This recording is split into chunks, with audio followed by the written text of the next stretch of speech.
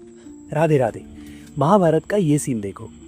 शीघ्र ही मैं द्वारिका जाकर कृष्ण की नारायणी सेना हस्तिनापुर के द्वार पर लाऊंगी।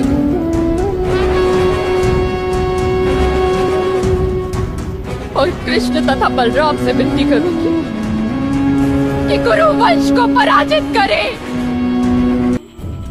देखा, इस सीन के एग्जैक्ट पहले वाले फ्रेम में कौरव सभा में पांडवों को खेल में हराकर उनका सब कुछ ले लिया गया था। द्रौपदी वस्त्र हरण का प्रयत्न किया गया था एंड अंत में कुंती वहां आती है और धृतराष्ट्र को धमकी देती है एक तरह से कि वो द्वारिका जाएगी और कृष्ण की नारायणी सेना को हस्तिनापुर के द्वार पर ले आएगी। जैसे ही कुंती ने कृष्ण और नारायणी सेना के बारे में कहा, उस कुरु सभा में पिन ड्रॉप साइलेंस हो गया।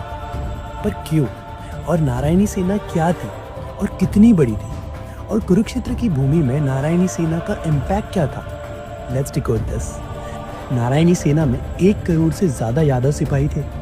ये सभी कृष्ण के प्रति पूरी तरह से समर्पित थे।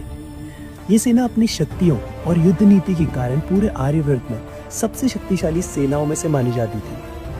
नारायणी सेना में यादव कम्युनिटी के 4 मेजर क्लैंस थे, यानी कि कुल, जिनसे मिलकर ये सेना बनी हुई थी। Number 1 Abhira, number 2 Adhaka, number 3 Vrishni और नंबर 4 स्तवता। और ये सभी कृष्ण को भगवान नारायण का अवतार मानते थे। इसी श्रद्धा के कारण उन्होंने अपनी सेना का नाम भी नारायणी सेना रखा था। एक नारायणी सेना में 11 अक्षौहिणी की आर्मी हुआ करती थी। अब ये अक्षौहिणी क्या है बताता हूँ। एक अक्षौहिणी सेना में 21,870 रथ, 21,870 हाथी, 65,610 घोड़े, 1,09,350 पैदल सैनिक। एक अक्षौहिणी सेना में इतनी बड़ी संख्या में जानवर, हाथी, घोड़े और पैदल सैनिक हुआ करते थे। ये एक विशाल सेना थी। पर कुरुक्षेत्र के युद्ध में केवल 2 अक्षौहिणी सेना ही लड़ी।